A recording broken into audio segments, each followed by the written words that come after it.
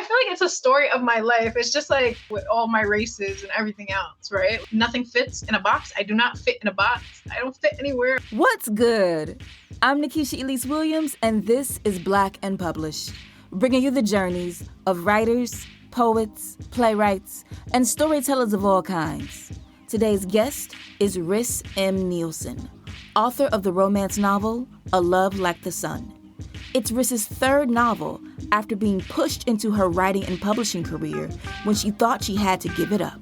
It was an amazing MFA program. It was fully funded for a lot of money. I was actually going to be making more money than I was. I was a CNA. So it was like, it was the money, you know, it was the money, it was the security of the money. I thought that was my only option, if that makes sense. I didn't think I could take the time out of work to write a book. And I didn't end up doing that. Rhys has persevered in her writing career despite divorce, being a single mom, and being diagnosed with a chronic illness. How she healed herself through writing her characters. Plus, the reason she refuses to stick to one genre in her novels.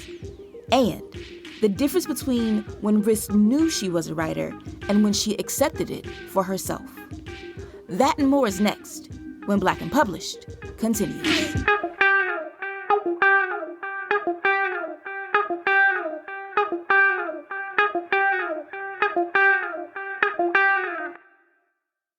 So, Rhys, when did you know that you were a writer?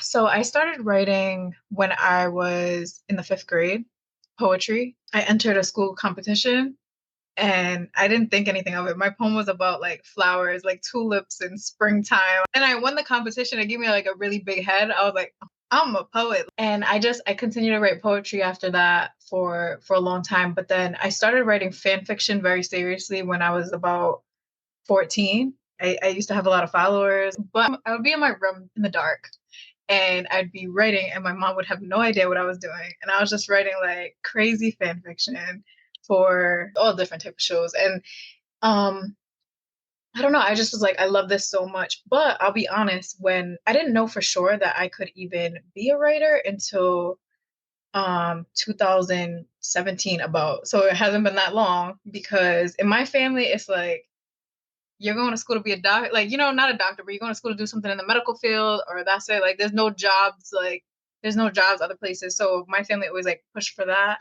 And I was doing ultrasound technology, and then I took a creative writing class in college. And then I was like, I love this so much. And then also what happened to me was my professor, Emily Danforth, she's an author. She pulled me aside, like probably our first writing assignment. She was like, do you write? Like, do you write seriously? And I was like, no, like, I'm just playing around. And she was just like, no, you have to take this seriously. And I was like, what do you mean by seriously? She's like a career, you know, like I'm an author, like I get paid to write books. And I was like, oh, and yeah, with her help, I like switched to creative writing as a major. Like my family was like, what? Cause I was getting into the ultrasound technology program and I just took a leap and then I was going to an MFA program, but I wasn't able to go. Long story, I was getting divorced and stuff. Wasn't able to go. And she actually forwarded my 50 pages that I had. I only had 50 pages. She forwarded them to my agent now, who was her agent. And she was like, you have to take a look at this book. And she didn't tell me. She did it like, and she was like, I did something sneaky behind your back. You might be mad at me, blah, blah. And I was like, what'd you do? And then Jess called me. Jess Regal is my agent. And she was like, if you write this book, I will sign you. Just write the book. And I was like, oh. And she was like, yeah. And I was like, okay. So I wrote it in 2 months and she signed me. And then here I am. Like, it feels super surreal. I had no idea. It wasn't even a thought in my mind. Like, I wasn't like, I could be an author. I've been writing since I was in the 5th grade. But so I don't know if that answers. I feel like that's a really roundabout long answer. That was a really roundabout long answer. You covered like the first 2 sections of this podcast and the first answer to my first question. It's okay because we're going to break it down and unpack. Let's break it down. In 2017, what happened in that year that you said, was that the year that you took the creative writing class? No, I took it the year before that, but you mean like what happened in 2017? Yeah, that made you say like, I'm a writer. I won a huge award at school for writing and another author judged it. And the author was also like, wrote me a note on the side and was like, I hope you take this seriously. Like, you should do this. And I was like, okay. His name is Nick White. And then I also won like my school contest, like the poetry contest. I just kept on like winning awards in school and doing, and then I was just like, maybe I'm a writer. Like, I don't know. I was just like, okay, it took me a while. You're telling me that you're winning awards, winning big awards, you're getting encouragement and pulled to the side from the judges of contests and your professors, but you're saying it so nonchalantly. Like, I don't even know, do you believe that you're a writer now, even though you have a book out and like one to come? I feel like imposter syndrome is crazy, you know, and it takes you a while to really, I think, I won't lie. I think it's hard, but I think I've been writing my second book in this current contract. So my fourth book. And this is the first time that I was writing and I was like, I'm doing this. Like I'm creating worlds and I'm building worlds and I'm writing something that is going to be consumed by other people. I'm a writer. I think this was the first time I ever felt that. So I'm like sitting in that feeling because I'm not going to lie, before this, it has almost felt not like a fluke, but almost like it just happened. You know what I mean? Like it just happened to me. Does that make sense? Like I was like, oh, this wasn't a thing. And then all of a sudden it just landed on, I don't know. And it's not true. It's not true because I like worked for it and I took classes, but it also feels like that sometimes because I didn't believe it. So you're right. I didn't believe it. I feel like sometimes that's going to sneak into my language and it's going to make it sound nonchalant. But I do believe it now. I do believe this now. I've been sitting with it. All right. And I'm also about to ask you a personal question. You don't have to Okay. answer. I'm going to ask you this personal question because it's something of what I'm going through as well, even though Okay. I think you're younger than me. You mentioned that you got divorced. And before Hmm. we started like officially the podcast, you talked about you have children. Do you think that going through that transition of from being married to getting divorced and then accepting what it is that you do and are good at and are becoming successful at helped you to accept more of like, this is who you are and this is what your life is going to be as a writer and not like brushing it off as like not something that's a big deal? Obviously, with the divorce and everything, a lot of, I don't know how to explain this, but growing up, I was with him since I was a kid. So part of it was like, all those, I don't know, something about that relationship, it came with all of the old me baggage. Like, you know what I mean? Like I felt like I kind of left myself, like an old version of me behind. And we have so many versions of ourselves. But I felt like I left a big version of myself behind that was always worried about making sure, I don't know if this makes sense, but I take care of everyone else and, in that family dynamic and not take care of myself. And I think something about needing to let go of that also helped me because we were going to Texas for my writing program when I asked for the divorce. So something about having to do that really put into perspective for me that like I need to take care of myself. I need to be happy. And what makes me happy, I'm a writer. Like this makes me happy. And I was like, before it always almost felt like I had to make sure I'm taking care of our family. I had to make sure that me and him were always on the same page. And something about like letting go of that allowed me to like freed me up to experience this other thing where I was like, you know what? Life is short. I'm gonna go after what I want. I want to be a writer and I'm gonna do it. And if it doesn't work out, then I'll figure it out. It was really scary though, because like I said, I have kids. So being a single mom, it was like, if this doesn't work out, you need to, you know what I mean? You're gonna have to be working 60 hours a week and Them figuring, kids still got to eat. yeah, the kids still have to eat. Like that's it, period. So I was like, all right, get it together. And I don't know if that makes sense, but it just helped me. It definitely helped me. It's funny too, because he's great and he's still in my life now. But even when I look at him now, I always feel like that old version of me, like someone else. I was never able to do this when I was with him. And it's not because he was holding me back. It's just because everything about our relationship felt like it came from a place of us needing to grow up together, you know what I'm saying? And fast and take care of our kids. We were together since high school, you know what I mean? And then my daughter was 11. Thank you for answering and being open and vulnerable about that.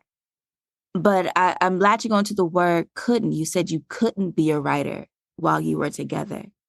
And yet you talk about when you were going to your MFA program to Texas, that's when you asked for the divorce. He was going to come to Texas. So on that note, he didn't want to go, but he was like supportive. You know what I'm saying? He was like, all right, like this is something you want to do. What am I going to do? I have to come. Like, and it was kind of that thing. But I think part of it was one, I'm not going to lie. it was like the need to make money because obviously we're a family, right? And like that relationship. And there's something different about saying, I'm gonna go to an MFA program where they're gonna pay me X amount of dollars for a couple years to write in a program than it is to actually throw yourself out there into the publishing industry and to be like, I'm gonna sell books and I'm gonna make it work and I'm gonna make money. Like that just feels so different. Like the MFA gave me the security to give to him to say, hey, this is like I want to write. I want to be a writer and this is my dream. Um and here's the way that I can do it and it will be fine for our family still. You know what I'm saying? It gave me like that comfort and that security. Your And what MFA was fully funded. it was fully funded. Yeah, I was going to missioner, so it was fully funded. It was an amazing MFA program. It was fully funded for a lot of money. I was actually going to be making more money than I was. I was a CNA. You know, I was a CNA. It was probably going to be making more money than I was. So it was like it was the money, you know, it was the money, it was the security of the money. I thought that was my only option, if that makes Mm. sense. I didn't think I could take the time out of work to write a book, to, you know, and I didn't end up doing that. I was working 60 hours a week when I wrote Deep in Providence, but it's because I had no choice by then. I didn't have him anymore, and I didn't have an MFA program anymore. I didn't have any of that security. It's just like, this is the time. If you're going to do it, find a way to make it work. So I feel like before, it's not that I couldn't do it. I'm saying couldn't, but it's that I always felt like I shouldn't be doing it. Mm-hmm. It's probably shouldn't. I shouldn't have been doing it because if I did, that meant sacrificing out of time of being a mom, of being a partner, of being a provider, you know? And he never put the pressure on me in a bad way, but the fact of the matter is that that is how it is when you're like in a partnership and in that type of marriage. It just never felt like I had the chance. Like I was like, when am I going to have the chance? And now I think it's a little silly. I think I had to go through that process. And I think the divorce was like meant to be. I'm happy it happened. But now when I think about it, I was alone for a year. I didn't write anything at all. I didn't write anything. I literally thought I was giving up my dream because I thought when I gave him up, I had to give up this opportunity to be a writer. So You you know, didn't go to the MFA program? I didn't go. I didn't think I could do it. What I was thinking about was who's going to watch my kids? Who's going to be there for them when I'm in a program for 30 hours a week and then coming home? How am I going to do this? And I also just didn't want to take them from their dad either. You know, like that was a big thing for me. He's such a great dad. So I didn't end up going to the program. I thought I made the biggest mistake ever. And I literally was down for a year. I was just down. So then what brought you back to writing and was Deep in Providence, what became your debut novel? Was that what Jess Riegel got the first 50 pages of? I tell that story. Yeah. So the first 50 pages of that book are what I got into the MFA program with too. So I got into my MFA program with the first 50 pages of Deep in Providence. I tweaked them a little bit so that they could be more magical realism, but I could never get past that 50 pages. Like, I don't know. I was struggling. I was like, I was working. I was also like, it's not going to do it. You know, like I was just negative about it. And then and that's exactly what happened. Emily had those 50 pages already. And I remember the exact moment I knew she was going to do something. Like, I was like, something's off about this conversation because we were on a phone call and she was like talking to me about it. And she kept on asking me, are you still writing? And I was like, not really. And she was just like, you're not writing anymore. She was like, you can't give this up. And I was like, I'm not giving it up. I was like, I'm not giving it up. It's just a pause for now because I don't really like have the time and I can't commit it. And all she heard was excuses. And thank God for that because then she emailed Jess. She didn't even tell me. She just emailed Jess, sent her the 50 pages. And then I received a phone call from Jess and she's like, hey, you don't know me, but if you write this book, I can sell it. And I was like, oh, that's different, right? When you need money, we didn't have money. Like I grew up, we didn't have money. My family was like poor. We've always grew up like pretty poor, you know? Like, so I was like, I hear like you can sell it. And then the security of that is like, oh, I was like, you know what? Maybe I can work these 60 hours as a CNA and be up at night until 3 a.m. writing. Like you can maybe sell it. So I ended up getting the book done really fast. I got the book done in 2 months and I was like, I'm gonna get it done. And I gave it to her. And then a couple weeks later, she was like, I read it. I love it. Here's my contract. So sometimes, honestly, I talk about the story and I actually feel so like, part of the reason why I don't talk about it a lot is because I feel like it was kind of thrown at me. And I know so many authors now. Like I have so many author friends in the community. I love my author friends. And they were in the trenches and stuff. And I was just like, I was out here not even thinking that this could be a thing.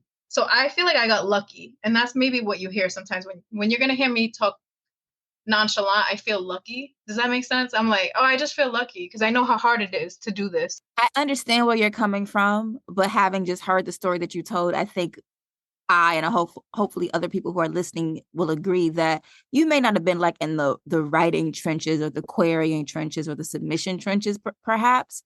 But I mean, life was still lifing.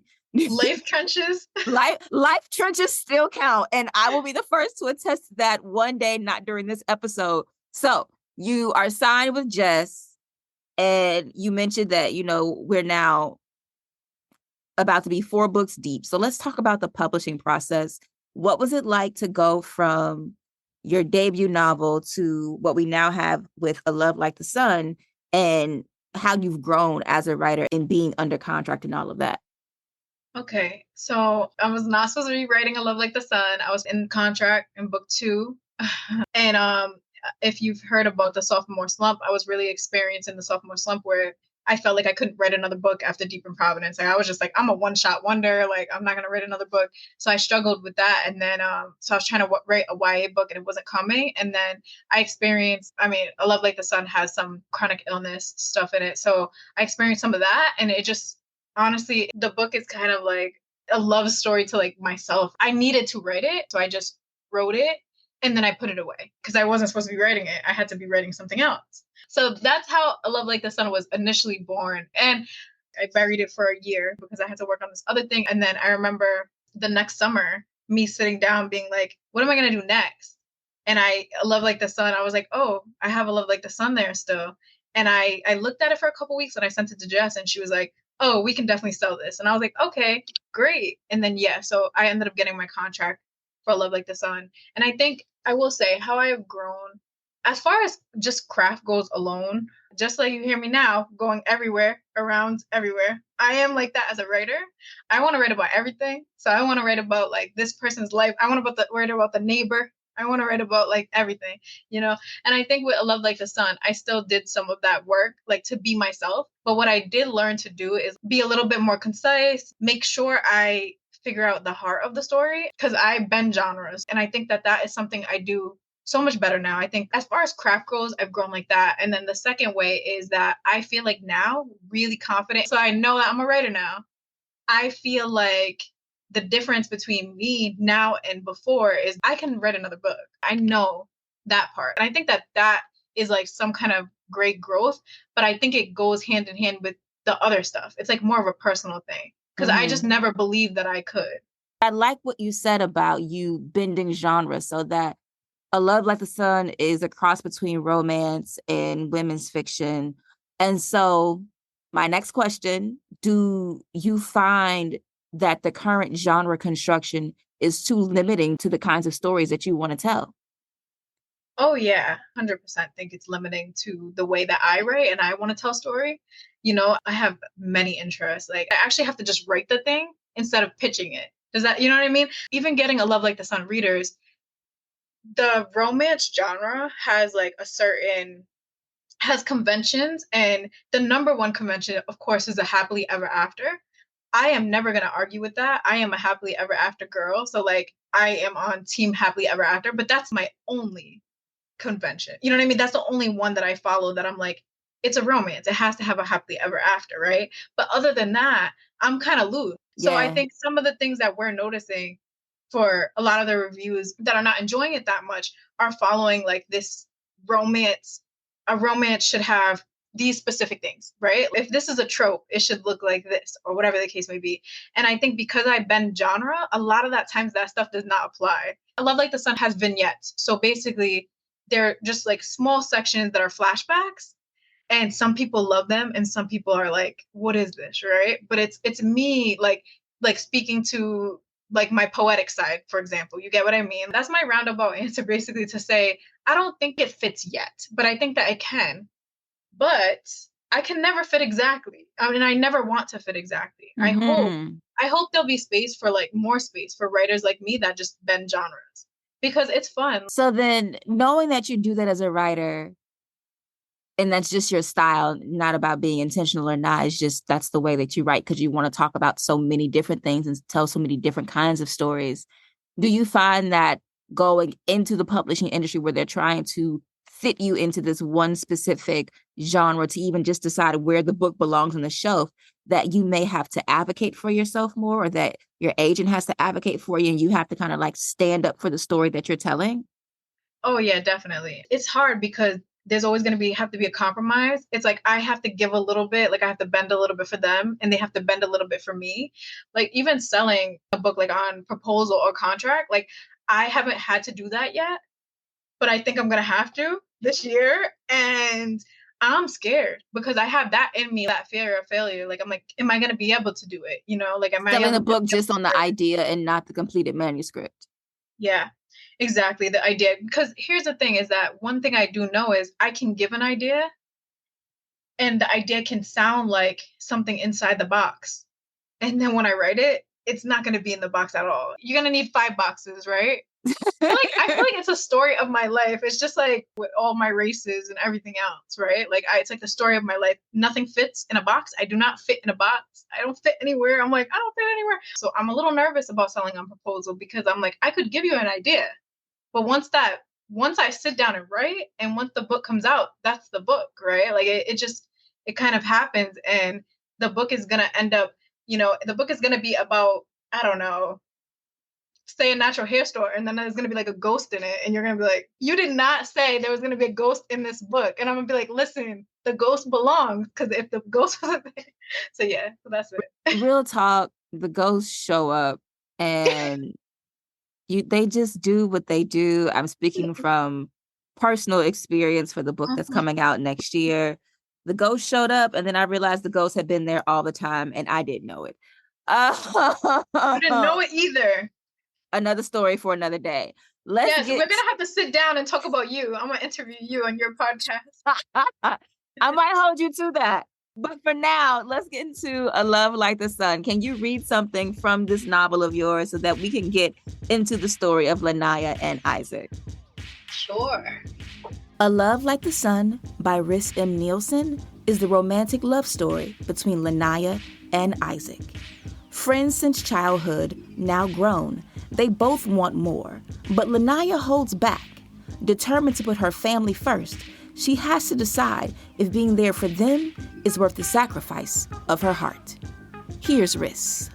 All right, I'll read this. Isaac calls Lanaya Nai, so that's how it's gonna start. My heart races when he lays back on the grass. I want to be closer to him. I ache for it. I lay back without another thought. The sky is cloudless. There's nothing to concentrate on besides consciously working to slow the muscle beating behind my breastbone. Nai, look at me. Isaac's voice is jazz music and whispering wind.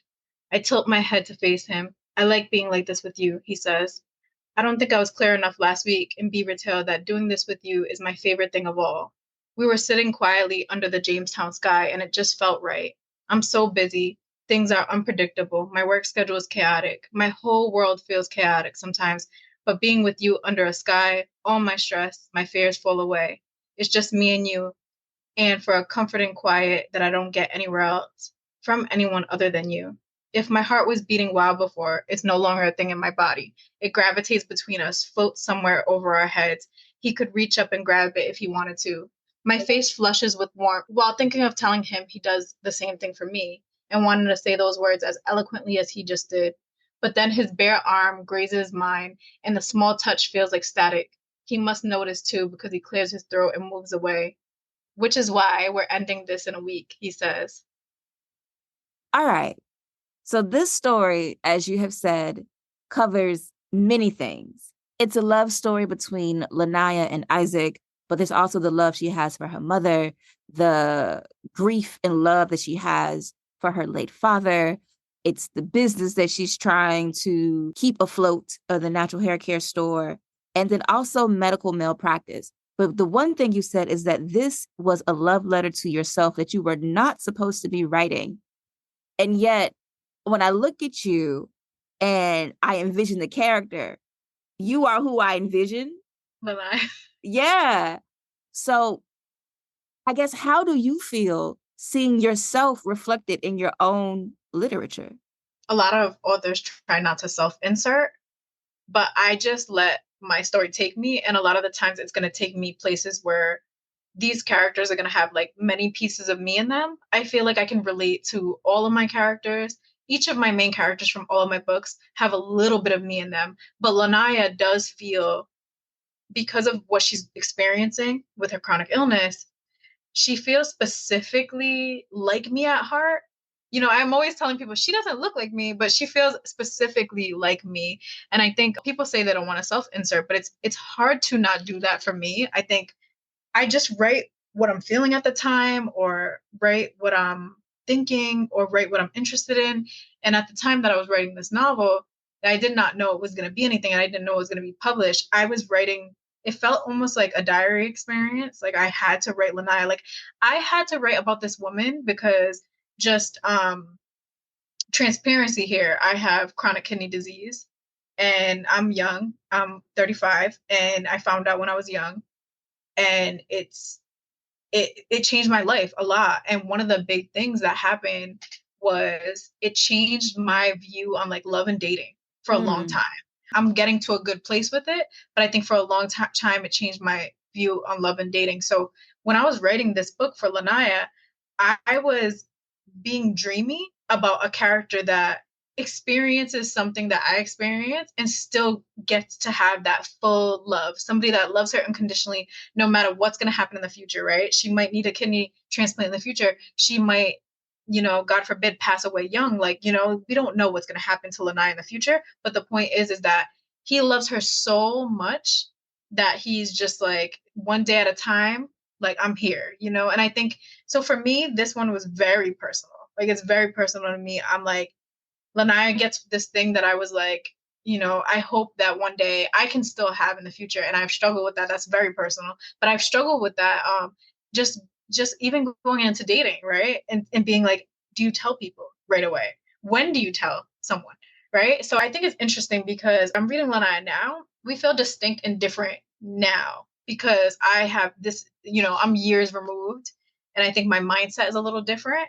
And Lanaya had fears in this novel that she overcame with Isaac, but I have fears that I have overcame by myself. So I see myself, but I see like a version of myself maybe that could have been, but that we're not exactly alike. So you say Lanaya did it with Isaac, but did Riss also do it with Isaac in overcoming those fears? Like in giving Lanaya that love, you allowed yourself to write until you truly believed that you could have the happily ever after that you give the character. Yeah, you're right. You're right. Like, I definitely think Isaac did it with me too. It felt so healing, you know, it felt so healing to write this book. I will never forget. I was in my worst ever. I just had found out about my kidney disease months before that. I was in the biggest, like, probably depression that I've ever felt in my life. Everything was uncertain. And then it felt like these characters came in and like held my hand. It sounds like so corny. I don't know. It feels, there's something about being a writer too, that these characters feel so real.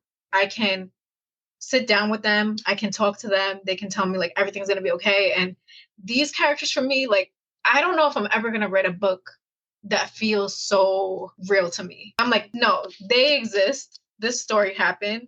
Like, they're in love still, like somewhere celebrating in love still, being silly under the sun. Like, this is them. And probably because of that, I'm not out here dating insanely. I'm still going to have high standards, even though I have a chronic illness. Like, I'm not going to just be like, anyone, you know? I want an Isaac. We all want an Isaac. Right? I was reading the book. I was like, where is this man? No. But in talking about the chronic illness portion, and it's in the novel from the beginning, and just also the medical malpractice and mistreatment of Black, Indigenous, and people of color within healthcare institutions, you breadcrumb the illness from the beginning so that by the time I got to the end and it's like, it's kidney disease and she might need a transplant and all these things, I'm like, WTF? Where did this come from? And You're then, like, what the hell? yes. And then like, but reading the author's note where you talk about being gaslit by doctors who were reading these charts and not telling you the truth, and like literally playing with your life. Like they're literally playing in your face and playing with your life while they're doing it. And then you do that to the reader.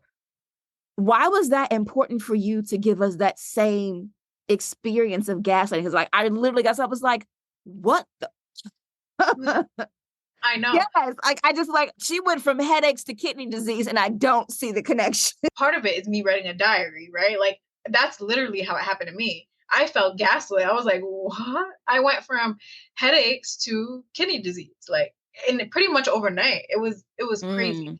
And like Lanaya, I found out on my own. So like it's that part of the journey is definitely like mirrors mine, like almost to a T. It's almost exactly how it happened with me. So when I was writing it, it came out that way. And then when I sent it off, they wanted to keep it. But not just that, I could have edited it differently, but I just thought like this is the impact and this is the real thing that happens.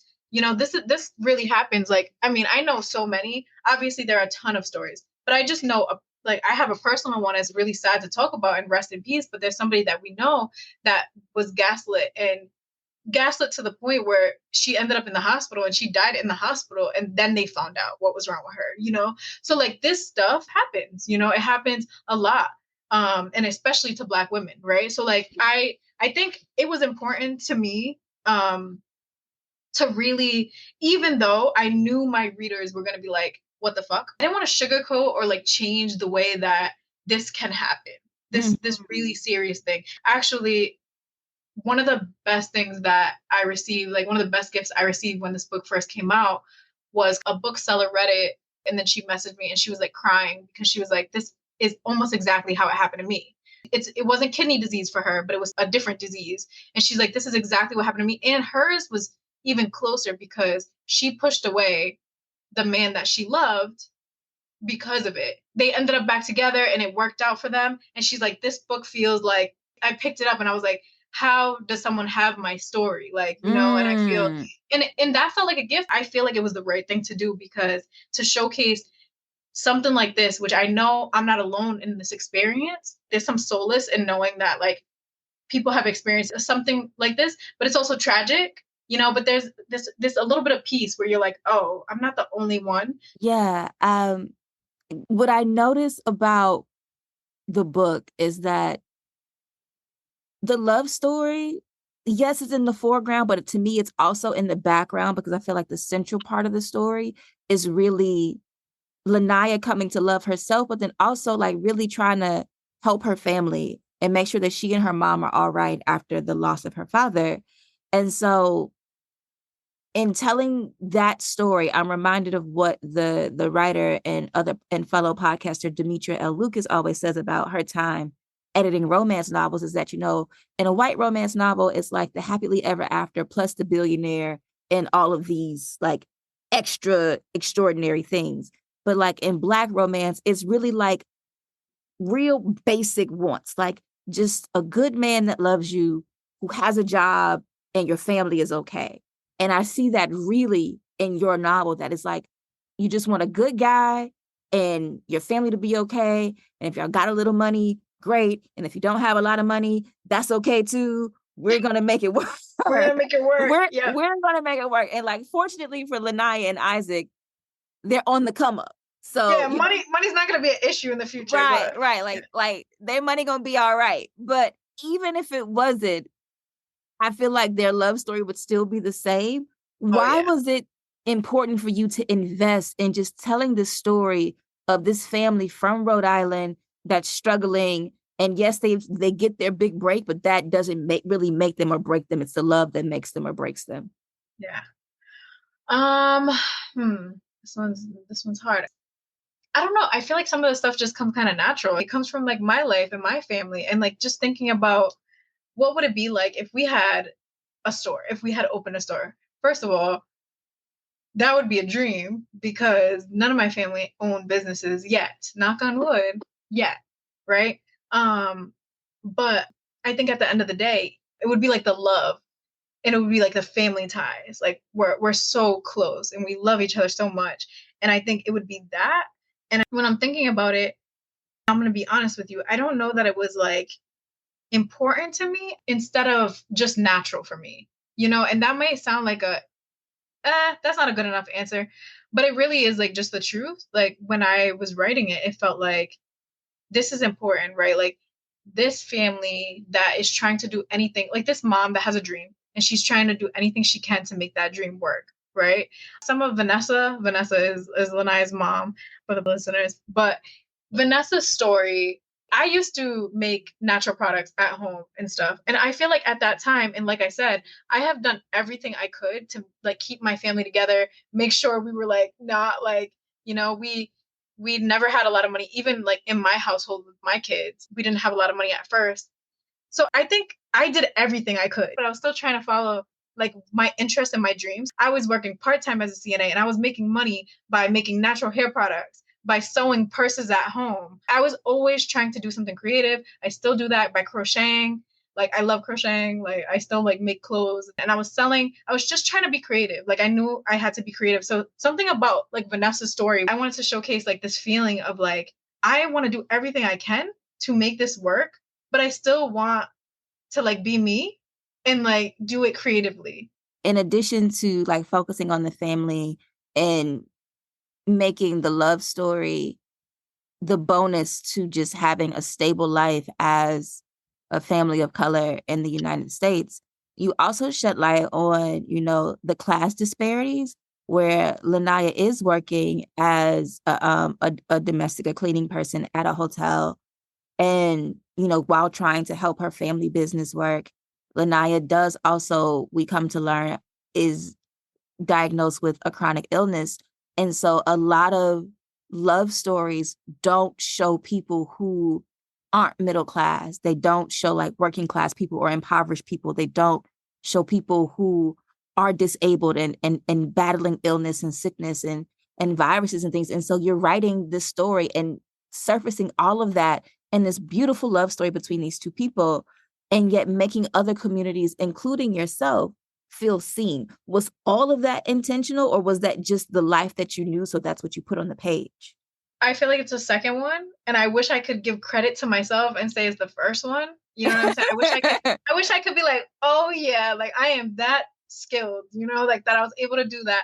But honestly, I'm always just gonna write like just pockets of me everywhere, and that is exactly like as I envision it, but also like as it has happened in my life in different ways, right? And seen in different ways. So I think it just came out. It just came out on the page. I was like, well, this is exactly how it would be. I think I would really have to like sit down with something and say, this is going to be extremely different from the way I live. And I think I have to be very intentional on doing that. Mm-hmm. So I think anything that people read from me, I hope they can look at me and be like, I like to read her stuff because I can relate to it. I know she can relate, right? Like besides Isaac actually having money, that part does not exist. But even the Isaac part, like even him growing up in foster care and then coming to where he is like creatively and stuff, even that has been part of what I've seen, what I know, people I love in my life. You know what I'm saying? It has been their story. It might not look like Isaac is not famous, you know what I'm saying? But yeah, so I'm going to give you the credit back that you don't want, that you are that talented, and that even though you're pulling from experience, you could have easily chosen to not write about your experience and chosen the route of escapism because you didn't want to look at your reality on the page. So I'm going to say that it does take talent to face those experiences and put them out and render them for people who have them, and make those people in those communities feel seen, as well as doing it for people who don't have those same experiences but can come to the work and see like, oh, these stories are worthy too. So I'm going to give you all of that back. Thank you. You're very welcome. So I want to do a speed round in the game before I let you go for the afternoon. What is your favorite book? Pachinko is probably my favorite book, which is probably telling for me, like, as a writer, that is going to be like, okay, that's literary fiction. That's probably my favorite book of all time, I think. Who is your favorite author? Kennedy Ryan's probably like in my top 3, right? Like she's up there. Kennedy Ryan's an auto-buy author for me. Like This Could Be Us, like touched my heart. And I was sobbing in the opening, the prologue. I was sobbing, So like, it's that kind of thing. What is your favorite TV show? The 100 used to be my favorite TV show ever. Then season 7 happened and it messed it up. Who's your favorite poet? Ocean Vuong.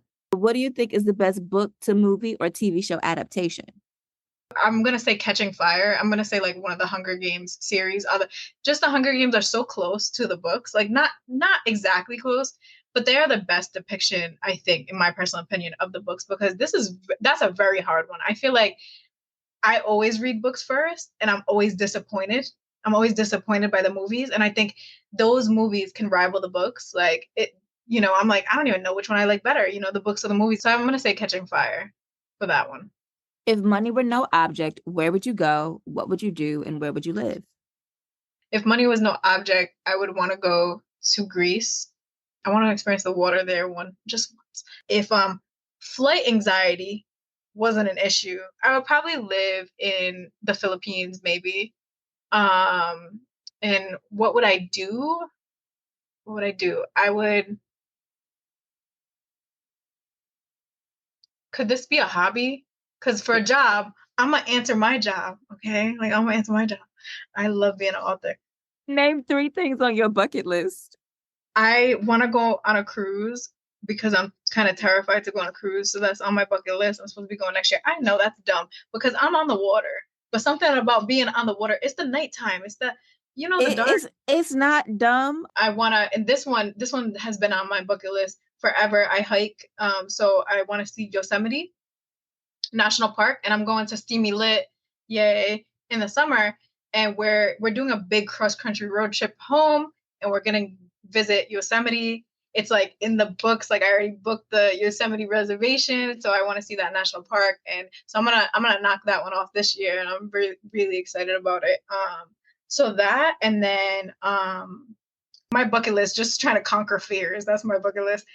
I'm really scared of heights. So I want to be able to do like either, I don't know if I'm gonna be able to do this. I want to be able to, I'm going to say zip lining, because what I really want to do is jump out of a plane. But yeah. What brings you joy?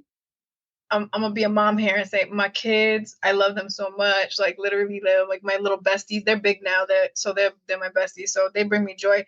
Headaches because they're teenagers. You know what I'm saying? So, they bring me a lot of joy, and also stupid stuff. Gel pens.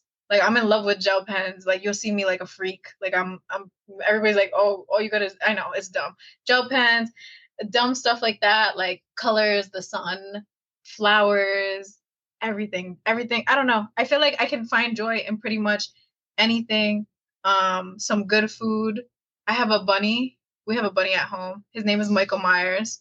We like horror in this house. He brings me a lot of joy. I just see him and I'm like, oh, it's like instant serotonin. And I love being outside. I am definitely a sun child. I'm just like, it's starting to get nice out, and I'm like, yes, thank goodness. Like I could be outside.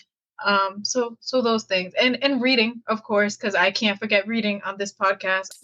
It's cool. Yeah. What brings you peace? I'm gonna say God, because I am a God-fearing woman. So God, definitely, like talking to God definitely brings me peace. And then what else brings me peace? God and Xanax. No, I'm playing. Look at me on the podcast. I'm just playing.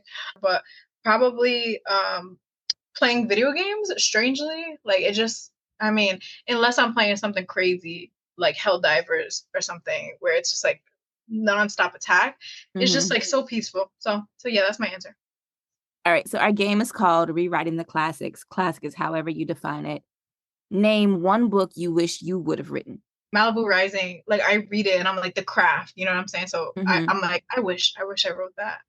One day I'll write something that can rival it. Maybe. We'll see. Name one book where you want to change the ending, and how would you do it? Oof. You just be rough out here, because my author friends are on here. You know what I'm saying? They're on here. But one of the things that I wish I could change was so Divine Rivals, it's a fantasy series. And Divine Rivals is probably like one of the best books I've ever read ever. Like it's really like it's just like, I don't know how to describe it. When you read a book and you're just like, I wouldn't change a thing about this book. That's the first book in the series. And then the second book in the series, the ending, like, I'm not going to give spoilers, but the ending, the person that dies in the end, I felt like didn't have to die. You know, I feel like some books call for that death. Like, I think they call for that death. They call for the heartbreak. And as somebody that does not shy away from death and heartbreak in their novels, I feel like I hate to say this because it's the author that is, but I'm always like, why was the death? Like, I want one day to be able to sit and be like, you know, like, I don't know. So I think I would change that. I don't like not kill that person, because I really think it changed the book almost. Mm-hmm. You know, when something changes a book, yeah. So. And then name a book that you think is overrated or overtaught, and why. Oh, classics. Beowulf. Oh, Beowulf. That's like ancient. I guess the why is that I just don't see, it's like one of those things again where I don't see the reason it's still being taught. I feel you. All right, so our final question for the day. When you are dead and gone and among the ancestors, what would you like someone to write about the legacy of words and work that you left behind? I would love somebody to write that, like, something in my story made them, I don't know, brought them joy, or like some kind of sunshine, or I don't know. And then the other part is I would like them to say, wow, she really just be writing about anything, because why the hell is this in here? Like, it has to be something really stupid and silly. Like, I want my ending to be like one of those, like, she just used to be writing about whatever. And then also, hopefully, let's say that they would be like, have you read her collection? Because you probably can't, because there's a book in every single category. Because I'm going to write everything. I'm going to write MG. I'm going to write, like, I have plans for everything. So yeah, those things. Thank you, Riss. You're welcome. Thank you. This was so much fun. Big thank you to Riss M. Neilson for being here today on Black and Published. Make sure you check out Riss's latest novel, A Love Like the Sun, out now from Berkeley. And if you're not following Riss, check her out on the socials. She's at Riss M. Neilson on Instagram and Twitter. That's our show for the week. If you like this episode and want more Black and Published, head to our Instagram page. It's at Black and Published, and that's BLK and Published. There, I've posted a bonus clip from my interview with Riss about how she defends her genre-bending books to her publisher's marketing and publicity team. Make sure you check it out and let me know what you think in the comments. I'll holler at y'all next week when our guests will be Tomi Adeyemi, author of Children of Anguish and Anarchy, the final chapter in the Legacy of Orisha trilogy. A big reason I wrote Children of Blood and Bone was because I was feeling so much emotional PTSD, and I didn't feel like anyone was discussing it. I was born with a fear of my mortality, and then that was exacerbated. And I would say, a lot of people look at my life and they're like, you're so young, you've achieved so much. And I was like, well, I didn't know how long I had. That's next week on Black and Published. I'll talk to you then. Peace.